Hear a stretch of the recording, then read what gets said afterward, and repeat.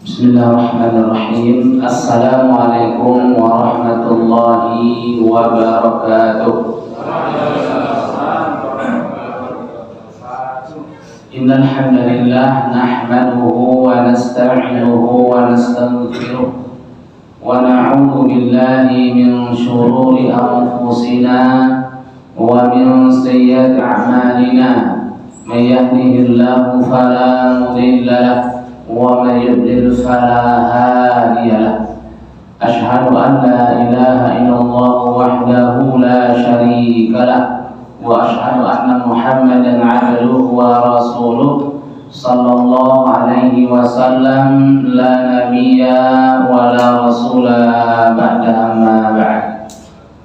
Bapak Ibu, para hadirin hadirat ma'asyiral muslimin rahimani wa rahimakumullah.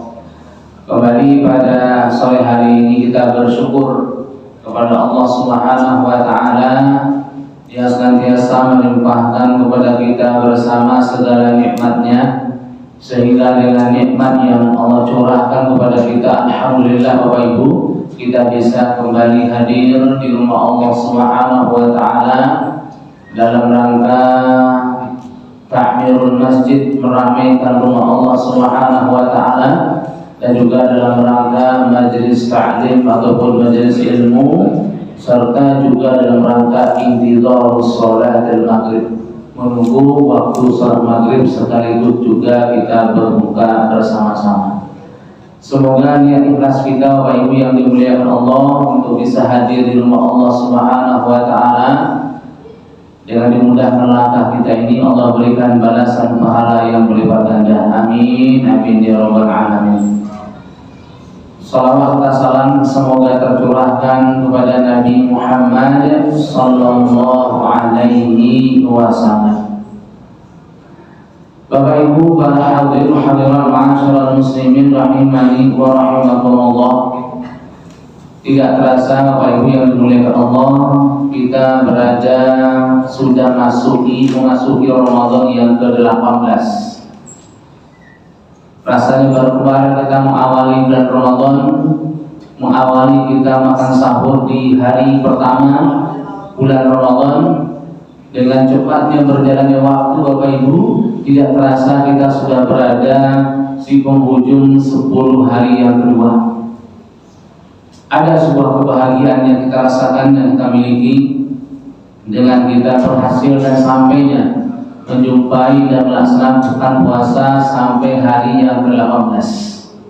Tapi ada sebuah kesedihan Bapak Ibu, dengan kita sampai kepada hari yang ke-18 berarti beberapa hari ke depan kita akan ditinggalkan oleh bulan Ramadan. Mungkin di antara kita belum ataupun mulai merasakan nikmatnya ibadah di bulan Ramadan, dan tiba-tiba Ramadan akan meninggalkan kita. Ataupun mungkin bahkan di antara kita ada yang belum merasakan manisnya ibadah di bulan Ramadan dan baru akan merasakan di 10 yang terakhir, tiba-tiba Ramadan sudah meninggalkan kita. Dan ini merupakan sebuah nikmat dan sebuah kesedihan yang perlu kita ingat selalu Bapak Ibu, karena Allah Subhanahu wa taala memberikan kesempatan kepada kita tidak akan pernah terulang kembali. Dan lebih sedih lagi kalau seandainya Bapak Ibu yang dimuliakan Allah, Ramadan yang kita lewati ini dan sampai kita akhir bulan Ramadan, ternyata ada Ramadan yang terakhir yang kita lalui dan yang kita lewati. Dan Allah tidak pertemukan kita dengan Ramadan yang akan datang. Maka ini merupakan sebuah kecemasan dan kerugian yang cukup besar apabila ini terjadi Ramadan yang terakhir dan kita belum maksimal. Oleh karena itulah Ibu Bapak yang dimuliakan Allah, dalam rangka kita memaksimalkan Ramadan tahun ini, sisa waktu yang ada 12 hari ke depan kurang lebih, mari sama-sama kita dongkrak semangat kembali Bapak Ibu untuk beribadah kepada Allah. Mari sama-sama kita ingatkan diri kita kembali untuk senantiasa meningkatkan ketaatan kita di sisa-sisa waktu yang terakhir. Karena 10 hari yang terakhir Bapak Ibu lebih baik dibandingkan 10 yang kedua. Dan 10 yang kedua bulan Ramadan lebih istimewa dibandingkan 10 yang pertama. karena 10 yang terakhir termasuk yang terbaik, maka perjuangan ibadah pun juga Masya Allah godaan luar biasa. Ketika kita berada di 10 yang pertama, konsentrasinya full. Ketika masuk di yang 10 yang kedua mulai sedikit agak buyar, apalagi masuki 10 yang ketiga, fokus kita sudah mulai terbalik. Ada yang fokusnya benar-benar fokusnya untuk mengisi Ramadan di akhir-akhir Ramadan di iktikaf, ada pula yang fokusnya menyambut tanggal 1 Syawal. Ini yang terjadi, baik. Nah, oleh karena itulah ibu bapak yang dimuliakan Allah, pada kesempatan yang kali ini kita akan coba untuk memberikan sebuah nasihat untuk diri kami pribadi, kita semua, bagaimana caranya kita untuk bisa mendapatkan sebuah kebahagiaan yang hakiki. Semua kita Bapak Ibu dengan beribadah kepada Allah Subhanahu wa taala mengharapkan sebuah kebahagiaan. Walaupun Bapak Ibu yang dimuliakan Allah, kadang-kadang di sebagian orang yang namanya kebahagiaan itu dinilai dari ataupun distandarkan dengan materi. Semakin banyak materi yang didapatkan, maka kebahagiaan semakin banyak. Semakin tidak ada materi, maka kebahagiaan semakin sirna. Ya, semakin mampu seorang muslim, maka dia mengatakan dia termasuk orang yang paling bahagia. Dan bahkan kalau kita lihat dari sisi ekonomi, ketika ekonominya paling baik dibandingkan yang lain, seolah-olah itulah kebahagiaan yang paling sempurna. Bapak Ibu yang dimuliakan Allah, kalau kita berbicara kebahagiaan standarisasinya adalah materi, maka orang Jawa mengatakan sawang sinawang. Betul Pak ya? Ya. Hanya sebatas melihat orang lebih baik dibandingkan kita. Orang lain melihat kita, mereka pun juga terkagum-kagum dengan kita, dan bahkan berharap seperti kita. Kita pun juga sama. Ketika melihat orang lain pun juga kita terkagum-kagum dengan mereka dan berharap kita seperti mereka. Padahal Rasulullah SAW dan juga agama Islam sudah mengajarkan kepada kita standar sebuah kebahagiaan itu bukanlah dari sisi materi. Dikatakan seorang muslim itu orang yang paling bahagia, yang paling senang Bapak Ibu, itu kembali kepada pusat yang ada di dalam dirinya. Apa sentral yang ada dalam dirinya? Sentral yang ada dalam dirinya adalah al-qalbu, hati Bapak Ibu. Hatilah kuncinya. Sehingga pantas Nabi Muhammad SAW dalam hadisnya, hadis riwayat Imam Bukhari dan Imam Muslim mengatakan, laisal ghina kasratul bikasratil arab, bukalah yang namanya dikatakan kekayaan itu dikatakan dengan banyaknya harta, walakinna wa inna ma'al ghina ghinaul qalbi. Akan tetapi yang namanya kekayaan itu adalah kaya yang ada di dalam hati. Siapa yang benar-benar mampu memperkaya hatinya dengan kekayaan yang hakiki, maka insya Allah orang tersebut akan mendapatkan kebahagiaan yang sempurna. Apabila distandarkan dengan hati Bapak Ibu, Masya Allah, hidup ini tidak ada permasalahan sama sekali. Barang siapa yang tidak bisa menstandarkan kehidupan dunianya dengan hatinya Bapak Ibu, kalau dia menstandarkan kehidupan dunianya dengan selain hati, maka akan terjadilah ibu dan bapak yang dimuliakan Allah, rasa syukur yang tidak pernah ada. Kalau orang-orang yang tidak menjadikan standar kekayaan, standar kebahagiaan dengan hati, maka dia pasti melihat orang lain jauh lebih istimewa dibandingkan dia. Dia masih melihat orang lain jauh lebih mampu dibandingkan dirinya. Padahal Allah Subhanahu wa taala zat yang Maha tahu apa yang Allah berikan kepada seorang hamba, itulah yang terbaik dan yang paling istimewa yang diberikan Allah kepadanya.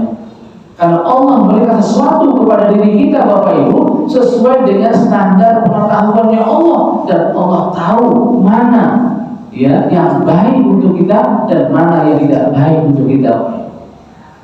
Ketika seorang muslim menjadikan hati sebagai standar kebahagiaan Bapak Ibu, maka dunia itu sudah tidak bernilai Bapak Ibu. Dunia itu sudah tidak ada nilainya baginya. Karena hati itu tidak butuh dunia Bapak Ibu. Hati itu butuh satu. Apa yang dibutuhkan? Kedekatan dengan Allah Subhanahu wa taala.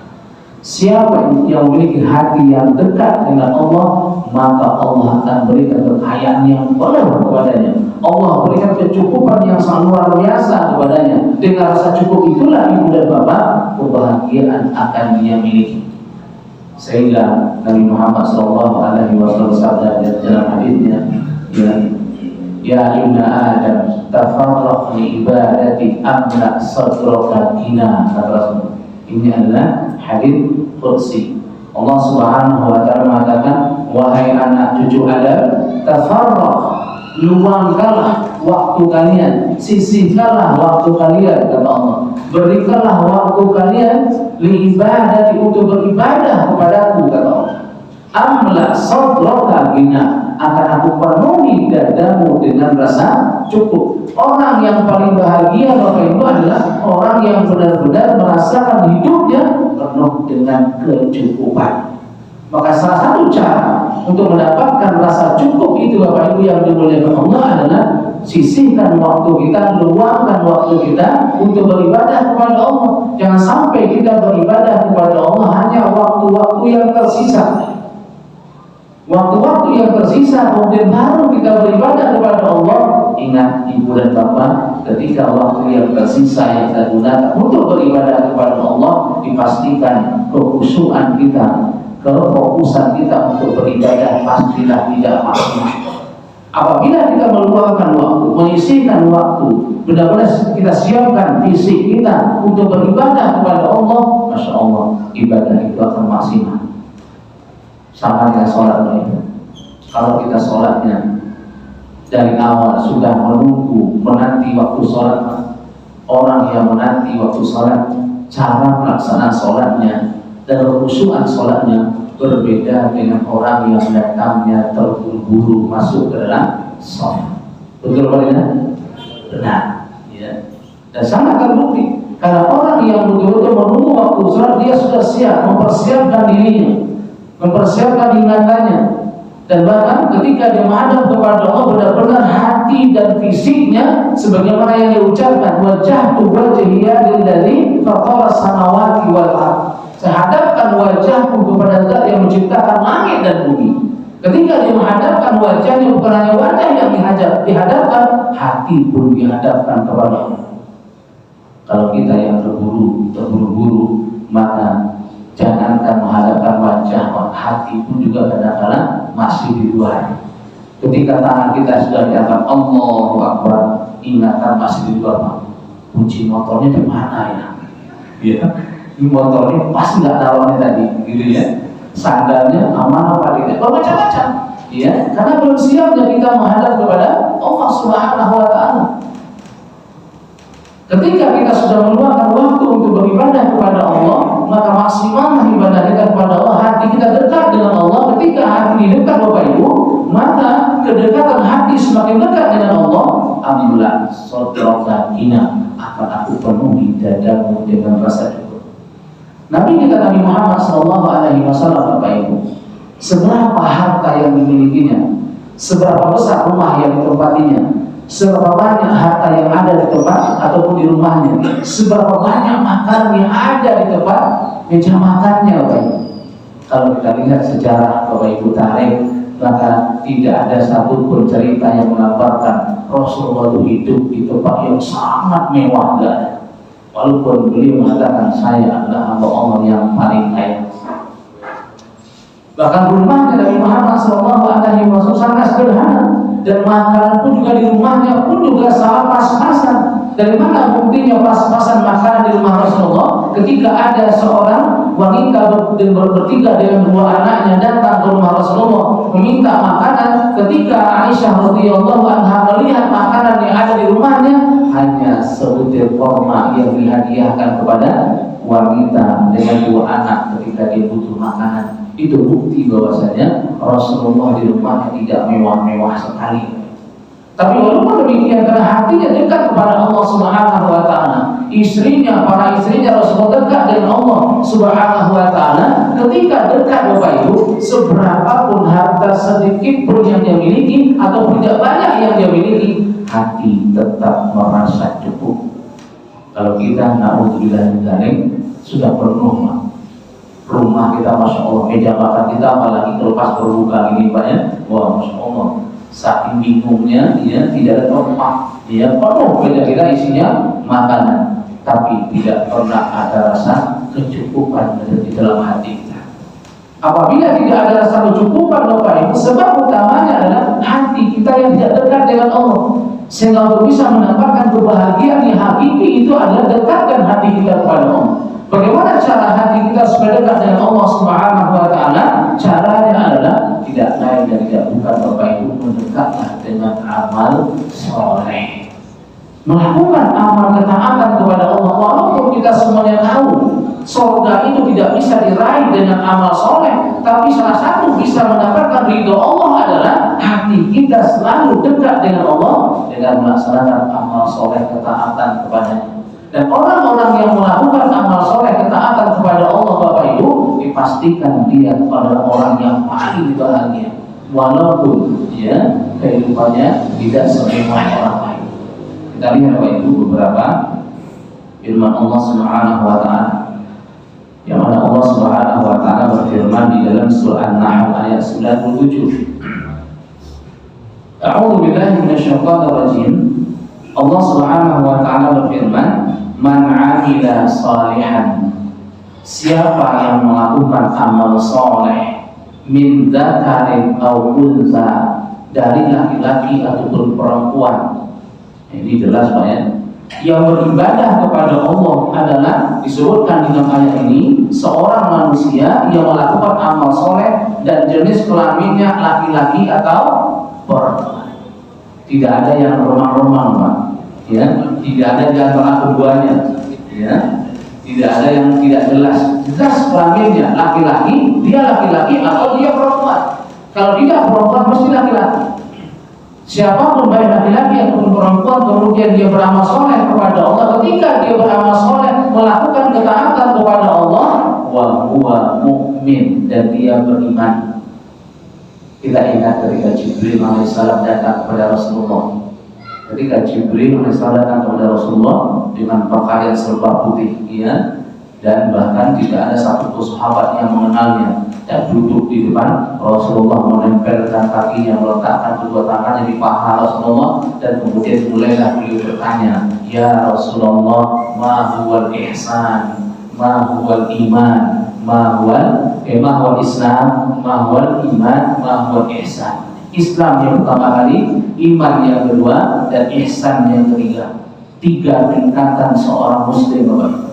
Awal ketika dia mampu mengucapkan 2 kalimat syahadat, yaitu muslim, Islam, hanya sebatas melakukan mengucapkan 2 kalimat syahadat. Setelah dia mengucapkan 2 kalimat syahadat, dia buktikan semua anggota tubuhnya, lidahnya, hatinya, semua anggota tubuhnya melaksanakan apa yang diikrarkan, maka naikkan derajatnya menjadi orang yang mukmin. Ketika imannya semakin kuat Bapak Ibu, maka akan semakin banyak dia melakukan kebaikan, maka derajatnya menjadi orang yang ketiga, muhsin. Inilah derajat yang tertinggi, baru yang paling tinggi lagi muttaqin. Walaupun muhsin bagian dari orang-orang yang bertakwa. Dan Allah mengatakan, apabila seorang laki-laki dan perempuan beramal soleh dan dia beriman kepada Allah, falanuhyiyannahu hayatan thayyibah. Sungguh dan pasti kata Allah akan kami berikan kepadanya kehidupan yang sangat baik. Kehidupan yang baik inilah ibu dan bapak yang dimuliakan Allah di dunia akan mendatangkan sebuah kebahagiaan yang bisa diraih untuk hidup di dunia adalah dengan cara apa? Amal soleh dalam kondisi kita beriman kepada Allah Subhanahu wa taala.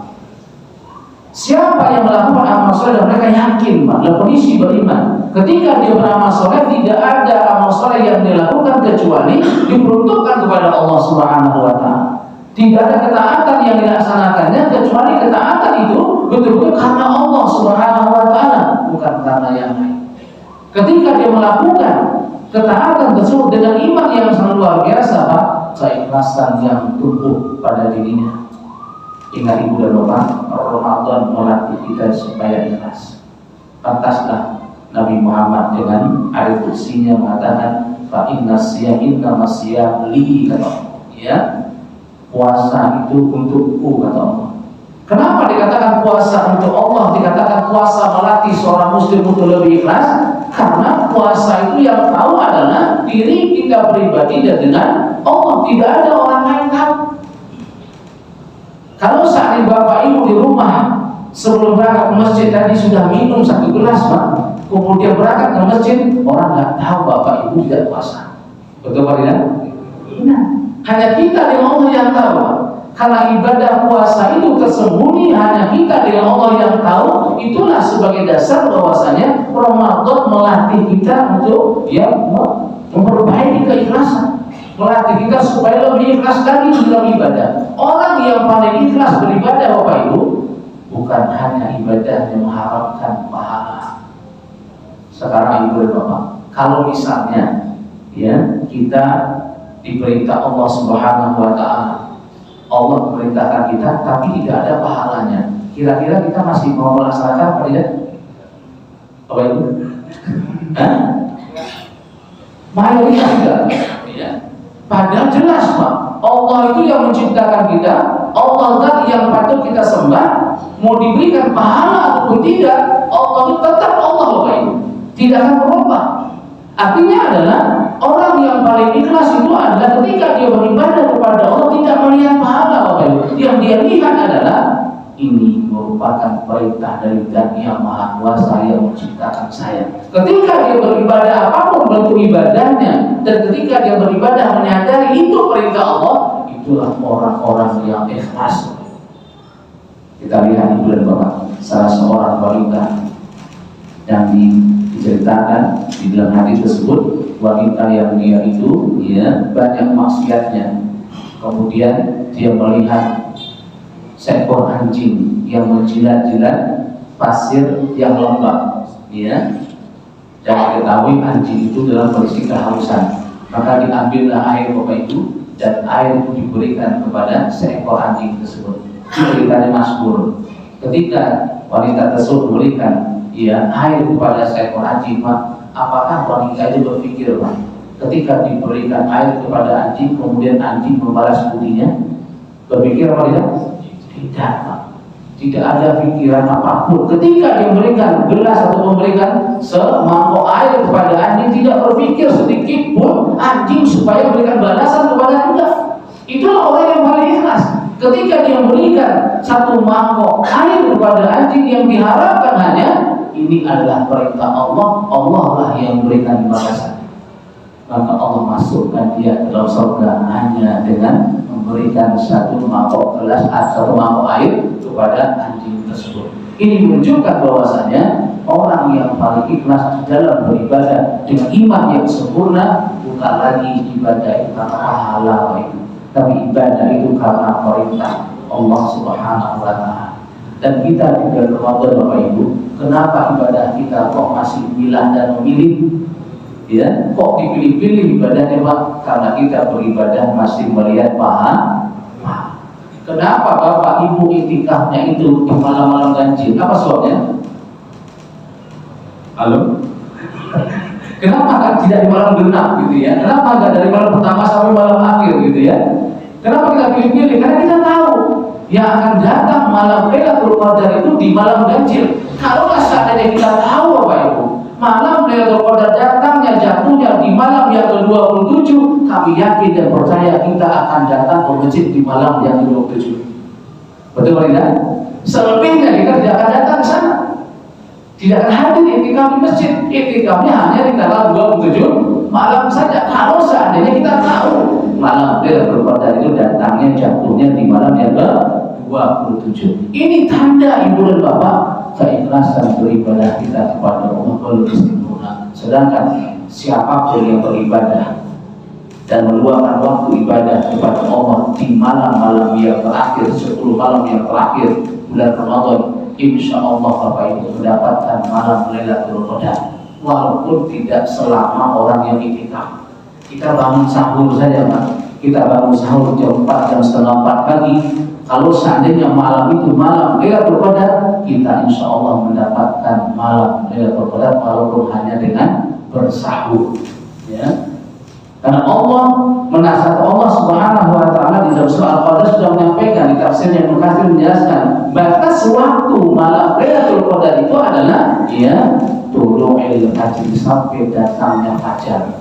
Ketika fajar sudah muncul maka terputuslah waktu malam Lailatul Qadar. Sehingga siapapun yang terbangun di malam hari di waktu dia bersahur, insya Allah akan mendapatkan keberkahan malam Lailatul Qadar. Tapi berbeda Bapak Ibu, orang yang ibadahnya cuma di malam Lailatul Qadar hanya dengan sahur, berbeda dengan orang yang beribadah dari malam, dari pertengahan malam ataupun awal malam sampai akhir malam, tentu pahalanya berbeda.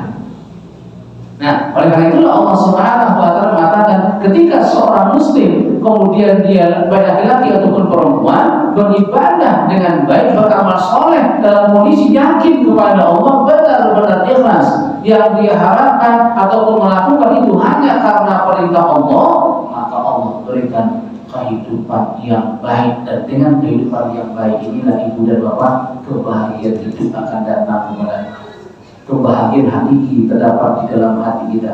Karena orang-orang yang betul-betul beribadah dengan beriman akan menikmati ibadahnya. Bapak Ibu, kita semuanya sudah menikmati ibadah atau belum Bapak Ibu? Orang yang menikmati ibadah Bapak Ibu adalah orang yang betul-betul merasakan rugi kalau seandainya satu kesempatan ibadah tidak sempat dilakukan, maka ini tanda orang tersebut dikatakan mendapatkan kenikmatan ibadah kepada Allah Subhanahu wa taala.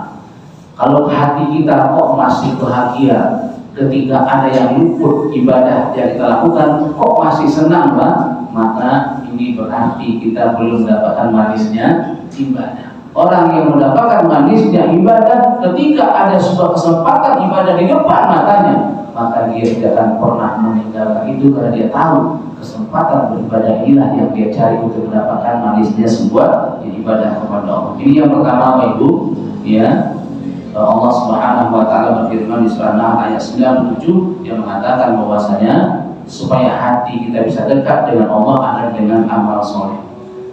Kemudian yang berikutnya Bapak Ibu, surah An-Nahl ayat 97 selanjutnya ayat tersebut Allah berfirman, وَلَنَجْزِيَنَّهُمْ أَجْرَهُمْ بِأَحْسَنِ مَا كَانُوا يَعْمَلُونَ. Di samping seorang muslim diberikan kehidupan yang baik di dunia, maka Allah melanjutkan firman-Nya, dan sungguh dan pasti akan kami berikan balasan kepada mereka dengan balasan yang lebih baik dari apa yang mereka lakukan. Pantaslah dikatakan orang yang akan mendapatkan sebuah kebahagiaan adalah orang yang hatinya dekat dengan Allah melalui amal ibadah, amal soleh, karena Allah sudah menjanjikan kepada mereka hidup dunia akan mendapatkan kehidupan yang baik, dan nanti pada hari akhirat diberikan balasan melebihi dari apa yang dia lakukan. Lebih baik Allah berikan balasan kepada orang tersebut dari apa yang dia lakukan. Sebagaimana yang sering kita dengarkan, ketika Allah memberikan balasan surga, sebagaimana yang kita ketahui, surga itu adalah nikmat yang Masya Allah. Apabila terbayang oleh kita sebuah nikmat surga mirip itu, maka itu bukanlah surga. Seperti apapun nikmat yang paling nikmat yang kita bayangkan di dunia, maka surga di atas itu nikmat yang baik, tidak bisa kita bayangkan.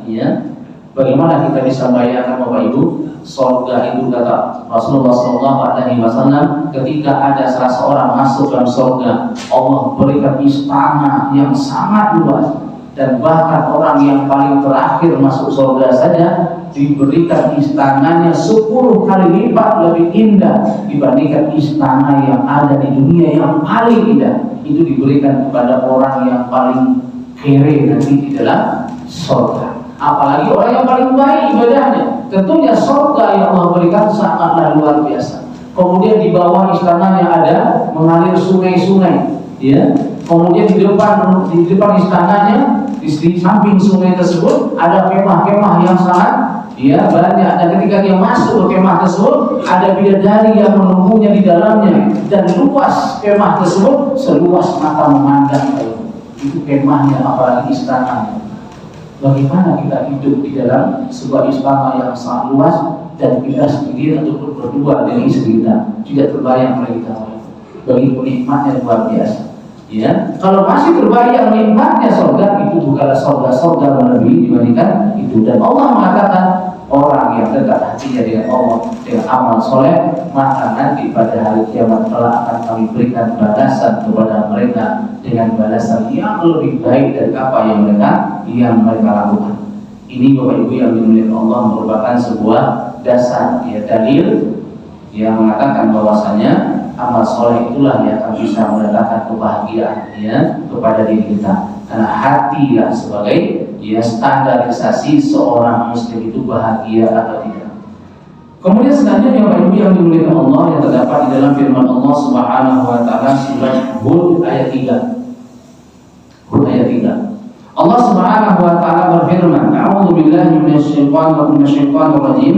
Wa anistaghfiru rabbakum tsumma tubu ilaihi yumatti'kum mata'an hasanan ila ajalin musamma wa yu'ti kulli fadlin fadlah." Allah Subhanahu wa taala berfirman, dan hendaklah kamu meminta ampun kepada Tuhanmu dan bertobatlah kepadanya. Jika kamu mengerjakan yang demikian, niscaya Dia akan memberikan kenikmatan yang baik terus-menerus kepadamu sampai pada waktu yang telah ditentukan, dan Dia akan memberikan kepada tiap-tiap orang yang punya keutamaan balasan keutamaannya tersebut.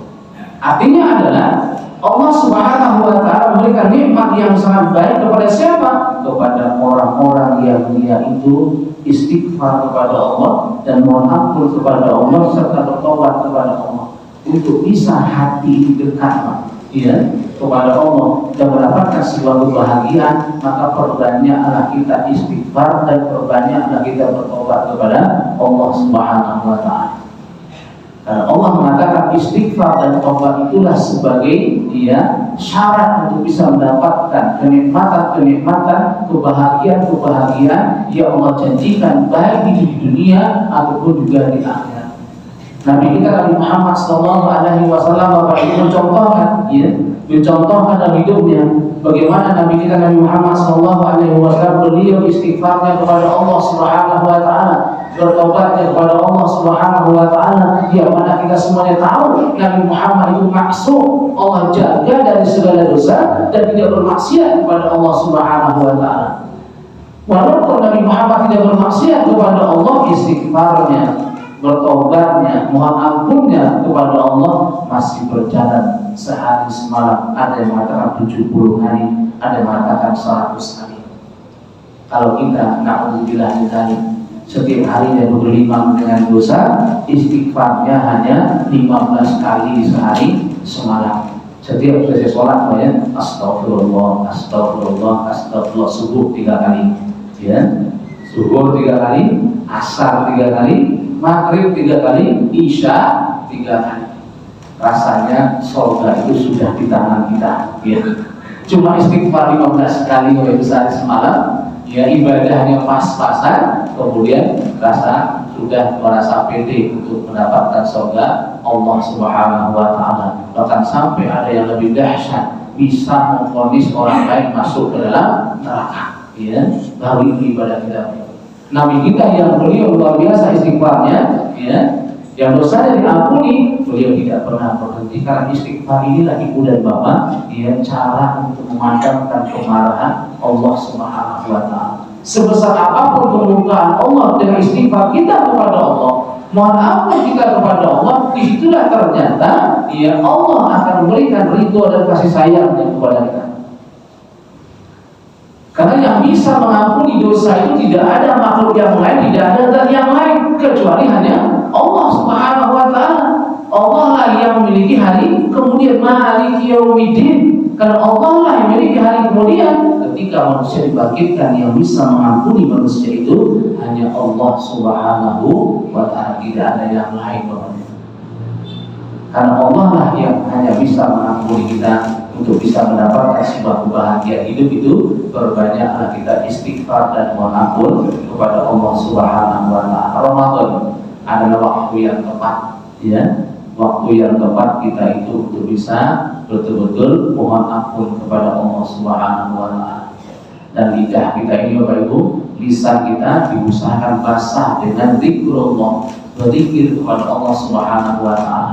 Dan jangan sampai lidah kita ini di bulan Ramadan merusak ya kemaksimalan, keutamaan dan kesempurnaan puasa kita kepada Allah Subhanahu wa Ta'ala. Karena lidah ini Ibu dan Bapak yang dimuliakan Allah, organ yang sangat mudah dibolak-balikkan dan organ yang tidak pernah lelah ya walaupun dalam kondisi berpuasa.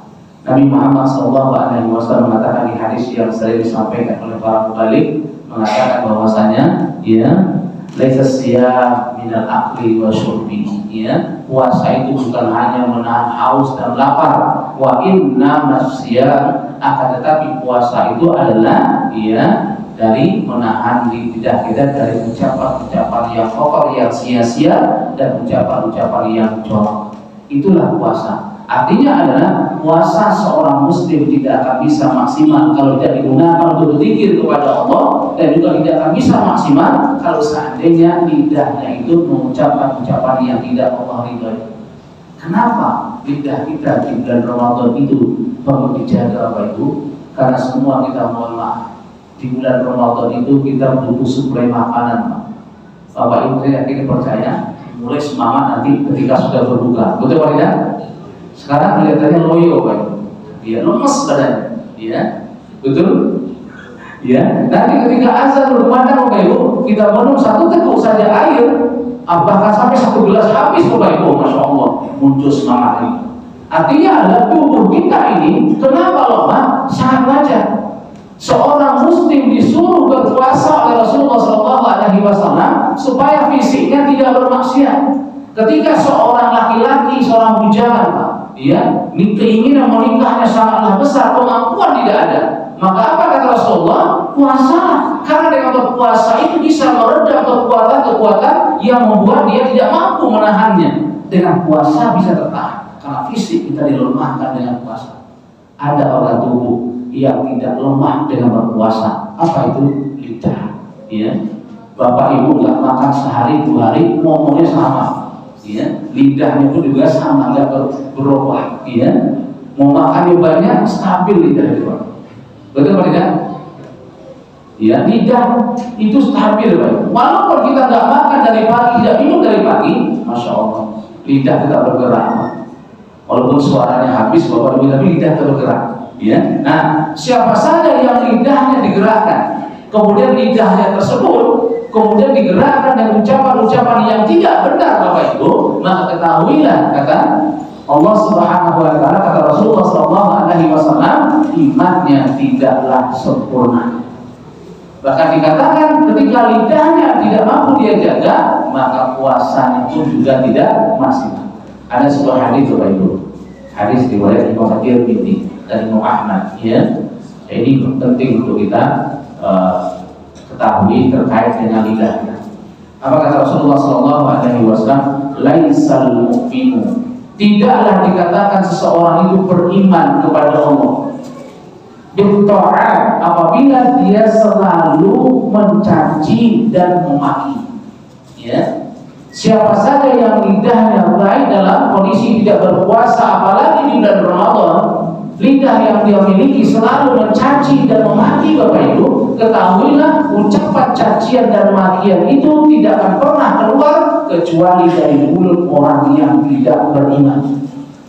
Siapa contohnya Bapak Ibu yang membuktikan imannya sempurna dengan menghindarkan cacian? Nabi kita, Nabi Muhammad SAW. Bagaimana beliau berdakwah, kemudian tantangannya luar biasa. Bahkan ada yang dilempar dengan batu, diludahi oleh orang kafir Quraisy. Bahkan beliau SAW tidak pernah mencaci dan tidak pernah memaki. Bahkan sampai datang Nabi Muhammad ke kota Taif, dan di Taif itu diusir Pak, dilempar dengan batu, bahkan berdarah kepalanya Rasulullah bersama dengan sahabatnya Zaid bin Harithah bersama dengan Rasulullah, dan diusir Bapak Ibu ketika datang malaikat gunung datang kepada Rasulullah dan menyampaikan kepada Rasulullah, ya Rasulullah, saya diutus Allah. Kalau seandainya Engkau mengizinkan, maka akan aku tumpahkan, aku jatuhkan gunung yang terbesar di kota Makkah, akan aku jatuhkan di atas kota Taif. Kalau Engkau mengizinkan, ya Muhammad. Nabi Muhammad karena orangnya tidak suka mencaci maki itu, apa kata beliau? Tidak usah. Ya bah, malah doakan semoga anak keturunan orang-orang Taif itu adalah orang yang masuk Islam dan soleh. Terbukti Bapak ketika Nabi Muhammad Fathu Makkah, menaklukkan kota Makkah, maka penduduk Taif dia masuk Islam dan menyatakan keislamannya dia bersama-sama. Bukti doanya Rasulullah dikabulkan. Artinya adalah Nabi Muhammad dalam kondisi demikian Bapak Ibu tidak pernah mencaci. Berbeda dengan kita. Kalau kita bersikap sedikit saja, berselisih saja Pak, berbeda pendapat saja, dia muncullah cacian, muncullah makian. Apalagi kalau seandainya ada seorang muslim saling berdiskusi Pak, berdialog, yang keluar cacian dan makian Bapak Ibu, ketahuilah seorang muslim yang baik tidak pernah mengucapkan ucapan cacian dan makian. Karena Rasul mengatakan laisal mu'min, tidaklah dikatakan orang yang beriman selama dia itu mencaci dan memaki. Ramadan Pak, kalau ada orang yang marah kepada kita, Rasul mengajarkan tidak usah dilawan, tidak usah disambut, sampaikan kepada orang yang menzalimi kita, inni shaim, saya sedang puasa. Kita mengucapkan saya sedang puasa bukan karena kita tidak mau melawan Pak, bukan kita tidak mau membalas, tapi ya dengan membalas itu nantinya merusak kesempurnaan puasa kita. Itu maksud dari kalimat inni shaim wa inni shaim. Ini yang pertama. Yang kedua, kata Rasulullah SAW, tidak dikatakan seorang itu beriman kalau seandainya dia wala la'an, selalu mengucapkan ucapan laknat. Ucapan laknat itu Bapak Ibu yang dimuliakan Allah adalah ucapan yang memvonis, menentukan seseorang menjadi sesuatu yang tidak dia senangi.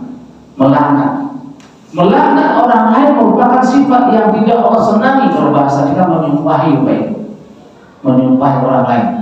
Kan kita biasa ya, yang namanya spontanitas Pak. Ketika kita lagi sholat di Masjid Al-Falah, kan persis di pinggir jalan raya, tiba-tiba ada anak-anak yang usil gitu ya, sambil jalan kemudian dibakar pecel. Kita sudah kaget. Orang yang biasa melaknat kemudian mengatakan apa kalimatnya? Ya, mudah-mudahan kamu sekarang gitu ya, ada melaknat. Mudah-mudahan kamu celaka, mudah-mudahan kamu mati, mudah-mudahan kamu sakit dan seterusnya. Kalimat-kalimat yang melaknat orang lain, menyumpahi orang lain, keluar dari mulut kita Bapak Ibu, itu ternyata menghapus keimanan yang sudah kita miliki. Lidah ini Pak, Masya Allah, hanya dengan ucapan lidah saja Bapak Ibu bisa menghilangkan iman dalam dada kita.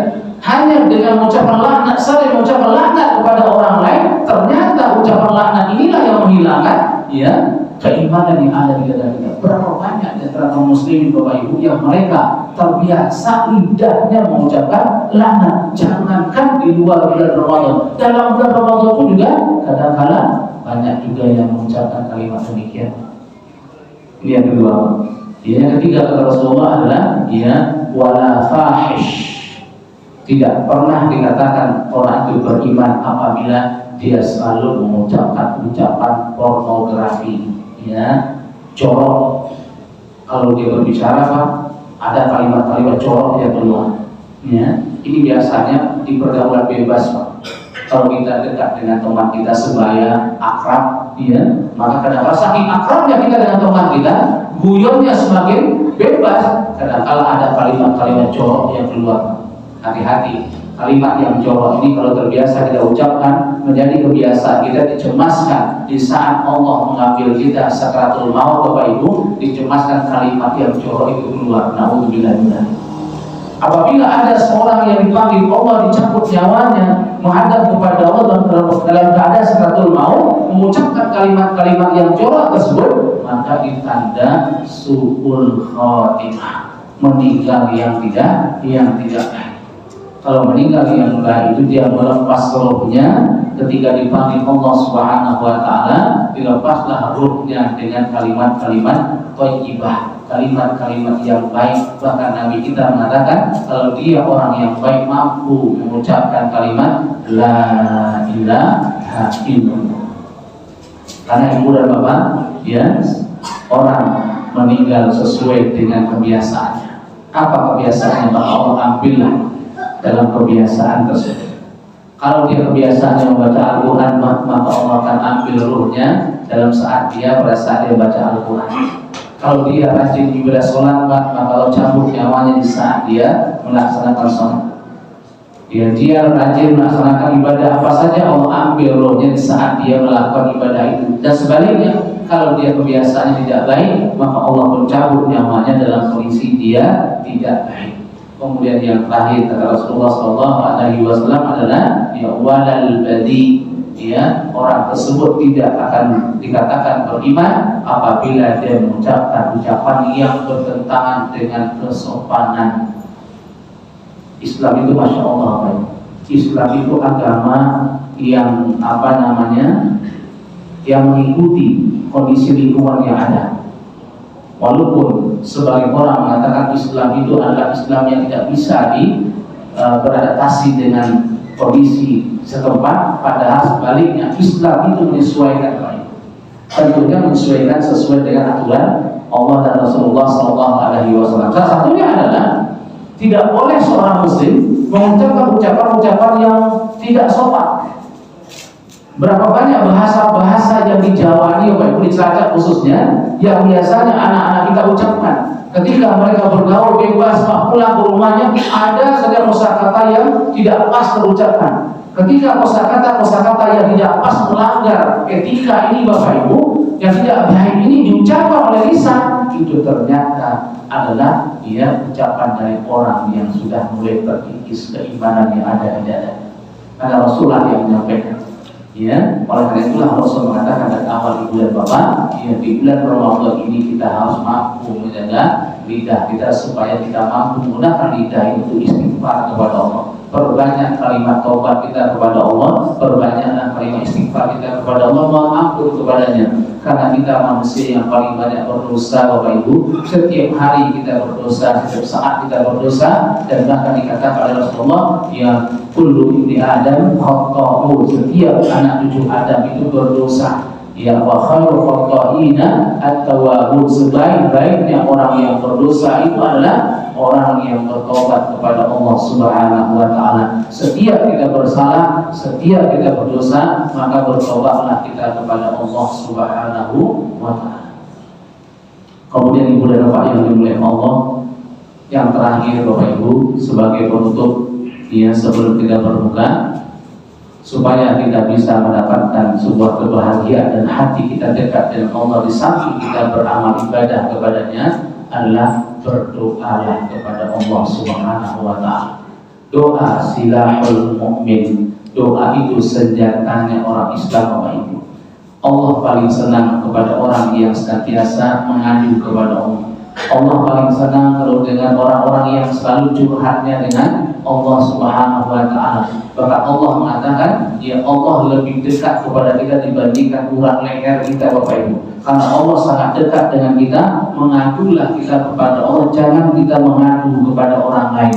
Curhatlah kita pertama kali kepada Allah, janganlah kita curhatnya kepada orang lain. Karena Allah sangat dekat dengan kita Bapak Ibu. Yakinlah apapun yang kita panjatkan kepada Allah, yang kita minta kepada Allah, maka Allah akan berikan kepada kita. Dan doa itulah senjata kita.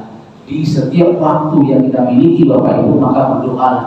Carilah waktu-waktu yang mustajab, yang mana yang kita ketahui setelah azan, misalnya antara azan dan iqamah, bagian dari waktu yang mustajab. Waktu-waktu yang sedikit ini Bapak Ibu jangan diabaikan, jangan disia-siakan, maksimalkan untuk berdoa kepada Allah. Mudah-mudahan dengan kita berdoa kepadanya, maka di saat itulah Allah berikan kemudahan kepada kita untuk mendekatkan hati kita kepada Allah, untuk bisa meraih kebahagiaan yang sesungguhnya. Kesimpulan ibu dan bapak yang dimuliakan Allah, kebahagiaan yang sesungguhnya terdapat di dalam hati kita. Siapa yang mampu menaklukkan hatinya, menundukkan hatinya kepada Allah Subhanahu wa taala, mendekatkan hatinya kepada Allah dengan amal soleh, dengan penuh keimanan, maka orang tersebut benar-benar mendapatkan kebahagiaan dunia dan akhirat. Allah berikan kebahagiaan yang sesungguhnya kepada orang tersebut yang insya Allah tidak pernah akan mengalami penyesalan, karena pada hari kiamat kelak nantinya Bapak Ibu, penyesalan yang sangat-sangat besar bagi orang-orang yang mana ketika hidup tidak mampu mendekatkan hatinya kepada Allah Subhanahu wa taala. Mudah-mudahan Ibu dan Bapak yang dimuliakan Allah, sisa Ramadan yang ada ini ya 12 hari ke depan kita mampu mendekatkan diri kita kepadanya, dan kemudian juga meluruskan hati kita, membersihkan hati kita, sehingga kita benar-benar menjadi orang-orang yang bertakwa, karena Allah Subhanahu wa taala tidak menerima ibadah kecuali hanya dari orang-orang yang bertakwa. Innama yataqabbalullahu minal muttaqin. Sesungguhnya Allah hanya menerima ibadah itu dari orang-orang yang bertakwa saja. Mudah-mudahan kita semua di akhir Ramadan menjadi orang yang bertakwa. Amin, amin ya rabbal alamin. Baik Bapak Ibu, ada waktu kita kurang lebih 3 menit.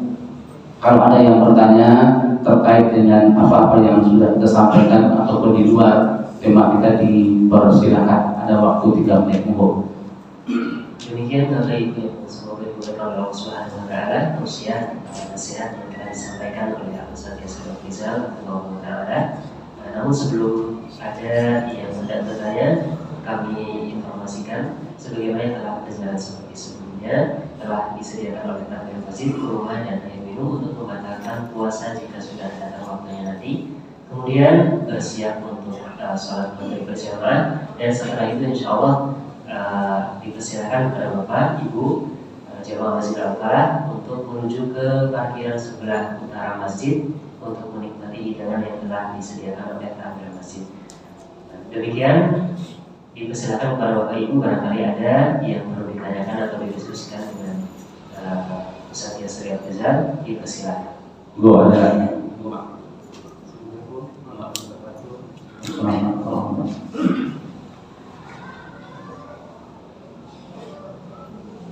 Yang saya tanyakan, mau nanyakan tentang ciri-ciri orang yang mendapatkan Lailatul Qadar itu, Pak. Itu tahu. Terima kasih. Ciri-ciri orang yang mendapatkan malam Lailatul Qadar. Wallahu a'lam Bapak Ibu, kalau kita melihat ciri-ciri orang yang mendapatkan malam Lailatul Qadar, ya kita tidak bisa menyampaikan secara detail, kecuali ya adalah mungkin dia memiliki semangat ibadah lebih dibandingkan sebelumnya. Mungkin hanya itu tandanya, ya.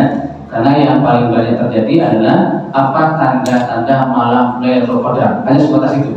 Kalau tanda orang yang mendapatkannya, mestinya orang yang mendapatkan malam Lailatul Qadar karena terbiasa iktikaf, terbiasa menghidupkan malamnya dengan ibadah, maka dengan mendapatkan malam Lailatul Qadar, setelah itu ibadahnya mestinya semangat. Untuk apa kita mendapatkan malam Lailatul Qadar kalau seandainya selesai bulan Ramadan kemudian ibadahnya menurun, Pak? Kemudian maksiatnya semakin meningkat. Ketika ibadahnya menurun, maksiatnya meningkat, berarti orang ini dalam keadaan tidak sempurna. Baik, ya sudah masuk Pak ya? Baik, silakan Bapak Ibu membacakan puasanya, dan kita tutup begini ya. Kita tutup dengan baca doa kafaratul majelis. Subhanallahumma wa bihamdika, asyhadu an la ilaha illa anta, astaghfiruka wa atubu ilaik. Assalamualaikum warahmatullahi wabarakatuh.